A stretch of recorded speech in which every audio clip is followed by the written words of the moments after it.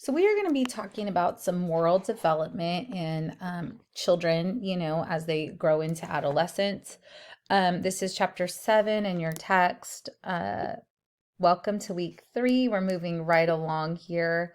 And so I wanted to talk about as kids grow and they're trying to navigate right from wrong, their own sort of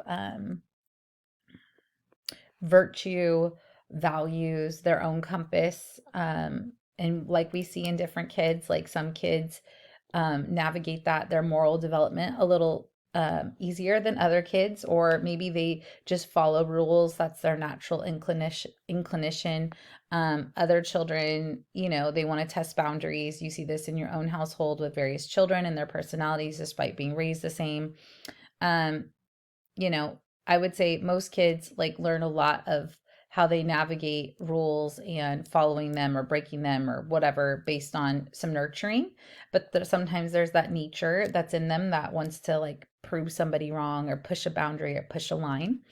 Elementary school age children typically have a positive view of self, and they're starting to view themselves based on others.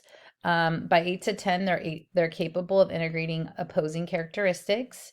By early adolescence, more abstract trait-like concepts of self-esteem, and typically declines as social comparison begins. So we notice this in children, right? Like I have kids throughout a lifespan of ages. So we start from like a very young age, as 4 years old at our house to 14. And granted, my older children are boys. So I would say, depending on an elementary school experience and what is going on with their peers, kids typically don't necessarily see anything wrong with themselves. Um, they aren't necessarily that self-critical. Now, if there's bullying or things going on like that, then that kind of changes the dynamic. But for the most part, if they're not getting picked on or criticized about their appearance or what they have or don't have or their intellect, a lot of times kids aren't necessarily seeing themselves in that negative worldview. Now, as we age, as we know, now we're starting to notice things different about people, maybe a socioeconomic status, maybe there's a cultural component, maybe it's learning differences, maybe it's they have this, I don't have this, they have more friends, I have less friends, they hang out with the popular kids, I don't.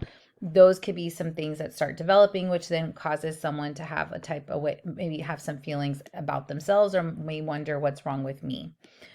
These are things that sometimes do happen, as we know, with adolescents as they age and are able to recognize these things not only in themselves, but as a result of things that their peers have. Okay. So, their appearance, what they're able to do cognitively, what separates them emotionally, things of that nature. Influence, right? So I don't really like the word self-esteem, to be honest, because I see it as like usually if we're esteeming, like we're trying to be better than, and I don't necessarily see anyone better than anybody else. I think we all have worth and value. And from a Christian perspective, I think we all have worth and value because of what Jesus did for us on the cross, not because of anything we do, but only because of what he has done.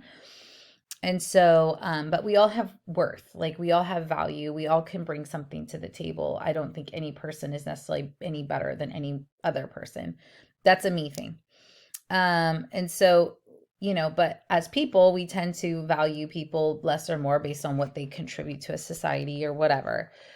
So kids can look at like, I bring good grades to the table. I made the team. Um, I, um, I, I have the approval. I have others' approval. I blend in with my clothes. I fit in. We're looking for those kinds of things. And so how a person sees themselves and their own negative self-talk affects the quality of life potentially for children because they can be so down on themselves as a result of feeling negative about themselves. That negative self-talk, that irrational thought in their head starts, and that can be the lens that they view the world, which could be quite negative and not good at all. And that's where we reach into other issues. So there's differences, right? Now, opposed to what I just talked about, a kid having a really negative self-concept, we don't want to be arrogant.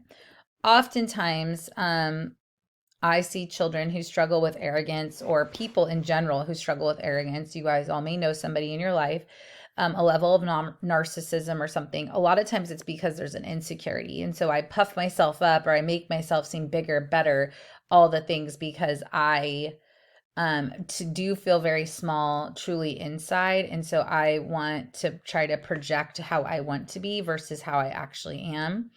And so, we want children to feel like they're able to be, they have a belief in themselves. Like, I believe I can meet challenges with success. I believe I can do things. I know I might struggle. I know I have areas of growth. Like, this is even what I want for grown-ups. Like, I want an acknowledgement of, like, yeah, I'm not perfect. Yeah, I make mistakes, but I know I'm capable, and I know I can try really hard. And even if I get there, like, I know I can try. And that's a different kind of attitude than being like, I'm superior, I'm better than, you're less than me. I get off on being better than people. Like, that's not a great attitude to have. That's gonna be a problem into adulthood. That will be a problem for future relationships. That will be a problem for a boss, all those kinds of things. Like, you don't want to develop narcissism in your children.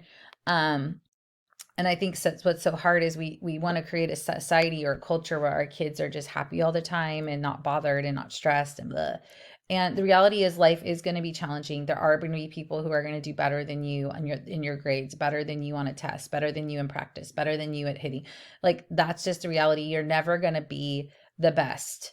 Um, I mean, you can strive to be, but that doesn't mean that you're a failure if you're not. And there's going to be situations that are challenging, and challenging is being challenged is part of growing resiliency. And I think a lot of times our kids today and age are not very resilient. They don't have a lot of tolerance for hard things. Um, and, and this is why we have an anxious generation, right? Um, so just things to be aware of. So ethnicity, those kinds of things. So people can compare. This is talking about African American kids comparing um, to feeling marginalized, value self-concept domains in which their group excels. Um, so these are less likely to show gender difference in self-esteem. Black Americans are minority group most extensively studied. So there's a lot of research on this, and to better understand like how kids may feel different, what challenges may arise. So the moral self, cultural, historical variations, and what's construed as moral. I think morality oftentimes is derived from like nurture, what parents know based on how they are raised, how likely they are to make decisions that would go against morality, or morality is very subjective. And so when we look at that, we're looking at a sense of justice, fairness, rights versus needs, all concern, trustworthiness, honesty, self-regulation, impulsiveness, hard work, achievement. Elements of morality, think of emotions, cognitions, behaviors, may not always be coordinated, such as when behavior is not consistent with beliefs or feelings. There's an incongruency. So you say you believe and feel this, but your behavior says that. There's a lack of congruency. Children's knowledge of moral standards may not coordinate with how likely they are to cheat or help others cheat. I think too, as parents, we have to be very mindful of like what we expose our children to. So, media, internet, TV, games, all those things that they're putting in their minds and bodies, that affects how they see things, and like how they value life, how they value um, what is good and what is not good. And so as parents, we need to encourage, well, as clinicians, we need to encourage parents to be on top of those things, to be mindful of those things, that they are in charge of those things. Their kid doesn't get to dictate what's right and what's good. They do, as the parent, to be on top of their cell phones, to be on top of those things, because you don't know what your kid's getting exposed to unless you're aware, and take charge of that. And so that is something that is very important for kids, is to be mindful of those kinds of things. Okay. So some classic theories of moral development, you have Freud, Piaget, Kohlberg. You'll read more about that. in the text, but these are different people who had fundamental thoughts on where our moral development comes from. You can agree, disagree, but these are some of the forefathers of our field who talk about these things in depth. And talk about again, like how morality is developed and how that then carries into adulthood. There's some limitations of classic cognitive theories. Young children, there's a greater moral reasoning than Piaget has indicated. Those are some different feelings now. Young children don't treat all rules and standards as equal. Important to distinguish different kinds of moral rules, justice, welfare, rights, conventional rules, social agreements, family standards, personal rules, appearance, spending, friend choices. Adolescents comply least with personal rules. Children focus on fairness, distributive justice. These are some theories that have, there's some limitations to them. Again, with things that we take in, with things that we learn, whether it be if you're in your family therapy class, if you're in your theories class, there's gonna be things that you're gonna see and you're gonna be like, I don't know, maybe this doesn't really apply to how things have changed over time. I don't agree with this. I don't agree with this modality, this thought process. Fair. You're allowed to have those thoughts, but it's good to be able to read and see where these people are coming from. To be able to decipher for yourself what you think is accurate or correct. Children's pro-social behavior. So pro-social behaviors or altruism, acting to benefit others. Let's see. And so emotions as a source of helping behavior, empathy, feeling with another, sympathy, feeling for another, influenced by increased cognitive abilities, abstract thinking. I think empathy and social emotional learning is a huge part of education now, especially since COVID and everything that happened. There has been a huge pull for teaching kids about social emotional health, teaching kids about their own emotions and words and verbiage. My kid has used the word empathy with me. And I think it's because kids struggled so much during that time of being at home and being isolated. And so that's a huge push in schools just to help kids be educated on their own social emotional health. But again, hedonistic. A lot of young people are hedonistic. They're in their own, they're egocentric. It's like my world, which I mean, hey, they're young. I get that.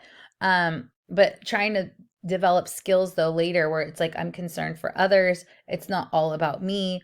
Those are good things, right? Those are good human things and that we have to kind of educate kids on, but it's not shocking that from their mind, it's their world. It's all about my world, my needs getting met, my hunger, my shelter, like all those basic necessities. They're being responsible by a grown up, right? But also their emotional needs being met by a parent, by a caregiver, all those kinds of things.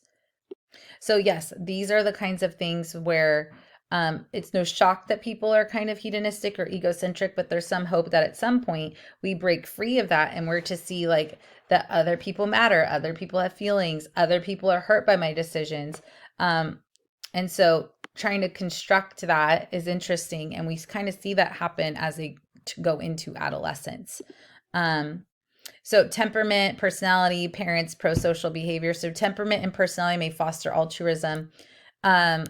So what is the child's temperament like? Are they shy, outgoing, assertive? Do they regulate their feelings? Are they throwing fits in public? All those kinds of things. These are things that parents need to look at and address. Parents can promote pro-social behavior by helping others, modeling and expressing happiness in pro-social behavior, opportunity for children to exchange in pro-social actions, donating, giving back. I think letting them know like that they're privileged, depending on the circumstances, right? They're privileged, they have a lot. What does this look like when someone's not? Why do people not have things? Like being able to have those hard conversations, seeing things on the news that are hard or hearing things that are in our world that are hard, talking through that for children is huge. And teaching kids again, hey, your attitude right now or what you're saying right now is not appropriate. How do we work through that? Because again, we're not going to change, the kids aren't going to just change things necessarily on their own that aren't okay if they're not, there's no consequence for that action. And so trying to tell them like, hey, we're going to have a problem if you say things like that, or being able to correct them. Like they say things like that and it's not appropriate. Like there's going to be a consequence. Like people aren't going to want to be your friend. You're going to hurt someone's feelings. Not that like we shouldn't have honest conversations with people, but there's a way to do that. And so parents, your modeling is huge. Being able as a therapist to help parents see that their modeling is huge, is important, and will help kids to know like, again, well, I've learned this from you. Well, you know what, parents, you might have to take a hard look on what you're showing your children, how you're treating people, how you're talking to people, how you're talking about people behind closed doors. We got to take responsibility as adults because we are the ones showing our children this, and then they're acting like us, which isn't a good thing necessarily. So again, antisocial behavior, lying, aggression, these are things that need to be disgust, intent to harm or somebody. These are things that are problematic. And so cognitive and social factors can contribute to this. Their friends that they're choosing, maybe hard things that are going on at home. And so oftentimes declines in elementary school for most children, nature of aggression changes. It can be a link to frustration, how they protect themselves. Sometimes there's things going on at home that they can't control. So they're trying to control their social environment at school or with others. And these are things that have to be addressed because they can be very problematic and lead to things like conduct disorder, things of that nature that are really serious and affect them, emotional disturbance. So we as clinicians need to address these things. We need to look at big picture. Why are these things happening? What's going on with the kid? Usually there's more to the story than just like I chose bad friends, but something else that's going on. There's a deeper level. We might just see the iceberg and there's so much below the iceberg. That's not what sunk the ship, is the part at the top. It's the big part underneath we didn't see. And so that's our job as clinicians, coming in and really looking at like what's going on in this kid's environment, especially if it's a change in behavior.